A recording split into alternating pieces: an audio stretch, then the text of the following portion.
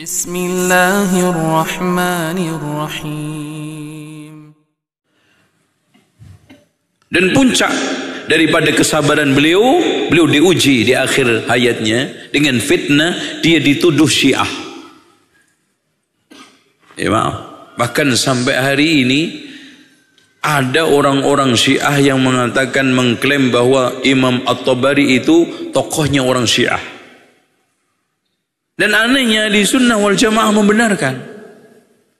Kalau sekarang orang tersebut mengatakan Imam At-Tabari, yaitu Abu Ja'far Muhammad ibnu Jarir At-Tabari adalah Syiah, ini sama aja orang mengatakan ibu kota Mesir itu Surabaya. Itu diketawain orang nggak? Sebetulnya diketawain. Apa alasan beliau dituduh Syiah? Satu, karena beliau mengarang kitab judulnya Keutamaan Ali bin Abi Thalib. Kita bantah hadirin sekalian. Pertama, Ali bin Abi Thalib itu bukan orang Syiah dan bukan tokoh Syiah, cuman ditokohkan. Nah, kalau begitu kan bisa aja bulan-bulan ditokohkan, nggak ada punya hubungan. Dan mengungkapkan keutamaan Khulafaur Rasyidin Abu Bakar, Umar, Utsman termasuk Ali bukan suatu yang aib. Apalagi dasar-dasar yang diturunkan adalah riwayat yang sahihah. Dan memang beliau berhak memiliki keutamaan. Karena Rasulullah SAW mengatakan, alaikum bisunnati wa sunnatil khulafair rasyidin. Dan mereka termasuk, beliau termasuk as-sabiqun al-awwalun, mereka yang masuk Islam pertama kali. Salahnya di mana Imam At-Tabari menulis kitab Fadail Ali bin Abi Thalib sehingga harus dituduh Syiah? Alasan yang kedua, beliau menurunkan di beberapa kitab hadis Ghadir Khum. Hadis Ghadir Khum yang palsu, yang di situ mengklaim bahwa Rasulullah SAW mewasiatkan khilafahnya ini kepada Ali. Nggak benar. Taruhlah hadirin sekalian, beliau meriwayatkan benar. Ya, ulama-ulama yang meriwayatkan memasukkan hadis-hadis yang bukan hanya dhaif, palsu ke dalam kitab-kitabnya banyak. Antum cek aja di dalam tafsir Ibnu Katsir, emang nggak ada riwayat Israiliyat yang dhaif, yang palsu? Nggak ada. Ada. Bulughul Maram memang nggak ada hadis palsu, ini hadis dhaifnya. Ada. Dan itu hal yang terjadi pada ulama yang lainnya. Kenapa nggak dituduh? Kemudian hadirin sekalian, yang ketiga, serangan, cacian, tuduhan yang dibuat oleh Muhammad ibn Dawud al-Zahiri. Muhammad bin Dawud al-Zahiri ini anaknya Dawud al-Zahiri yang mangkel karena bapaknya dikalahkan dalam dialog oleh Imam At-Tabari, sehingga menulis kitab menyerang beliau. Ini aneh ya. Anak fanatis sama bapaknya sampai menulis kitab, membuat satu kedustaan. Makanya hadirin sekalian, ada satu kaidah, kalamul aqran yutwa wala yurwa. Ucapan ulama ke ulama, apalagi berdampingan, dilipet, tidak perlu diriwayatkan. Dibungkus, disembunyikan, tidak perlu disampaikan kepada khalayak ramai.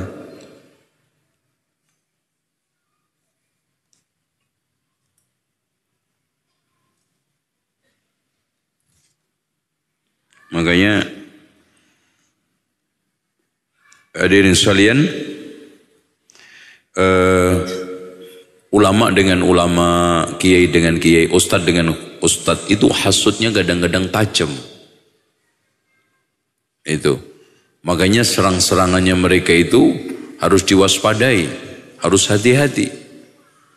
Itu ada sebagian ahli hadis yang menolak hadis hanya intrik pribadi. Ya, contoh aja seperti gurunya Imam An-Nasai itu kan nggak pernah mau menerima Imam An-Nasai sebagai muridnya. Makanya Imam An-Nasai karena ini suatu amanah ilmu, harus hadir mengambil ilmu. Beliau itu kalau sudah hadir di majelis ilmu, ketahuan pasti diusir, sembunyi di balik pintu masjid sambil nulis hadis. Ada sebagian yang mencoba untuk mencari alasan kenapa gurunya sampai seperti itu. Kok bunyi, Mas? Sebentar. Ini sebentar.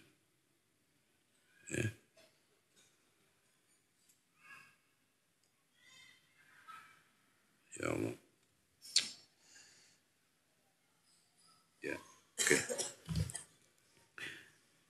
Ada yang mengatakan karena Imam An-Nasai itu ganteng, gagah, sehingga iri.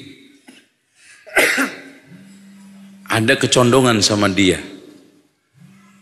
Ada yang mengatakan karena memang di dalam masalah-masalah keunggulan riwayat lebih tinggi. Macam-macam ya. Tapi intinya ada clash dengan gurunya. Ini harusnya kita nggak boleh jadikan panduan. Wah, Imam Nasai lemah hadisnya gara-gara ucapan dia. Tapi memang Imam Nasai itu gagah ganteng. Istrinya 4. Semuanya cantik, pinter, hafal Al-Quran. Alasannya Imam An-Nasai itu minim setiap hari makan ayam jago 2. 1 hari. Antum kalau mau ganteng gagah gitu caranya. Insya Allah. Jadi makan, ternyata ayam, terutama ayam kampung dan secara umum ayam itu bikin halus kulit. Kalau yang laki itu cekernya itu bikin muka itu bersinar. Nah makanya antum kalau mau auranya bersinar, ganteng, itu antum makan ayam tiap hari 2. Dijamin insya Allah. Tapi tua lagi karena apa? Tekor. Tekor. Utangnya banyak. Itu ayamnya mahal kok. Oke.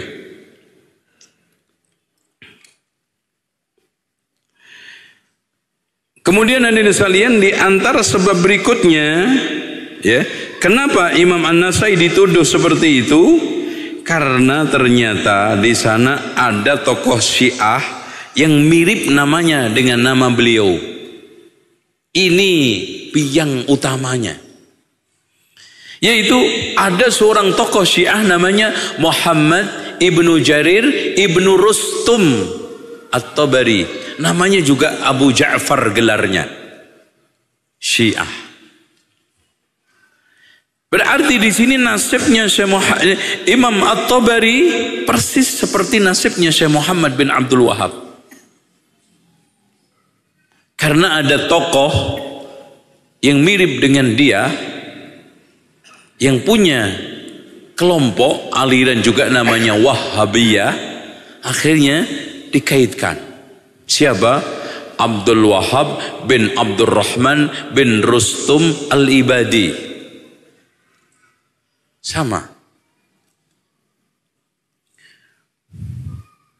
Adapun fakta kenyataannya, ulama-ulama dari mulai yang dulu sekarang semuanya menegaskan bahwa beliau adalah ahli sunnati wal jamaah, bahwa ulama-ulama, bahkan ulama-ulama mutaakhirin mengatakan salafiyul manhaj.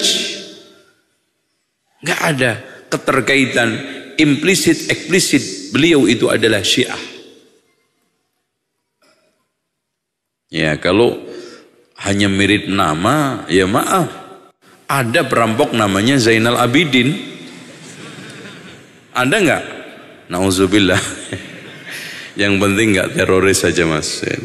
Kalau teroris itu nanti masuk ke dalam komputer seluruh imigrasi dunia, nggak bisa pergi kemana-mana. Kelak Zainal Abidin teroris sedang dicari DPO. Aduh kelenger. Udah. Oke.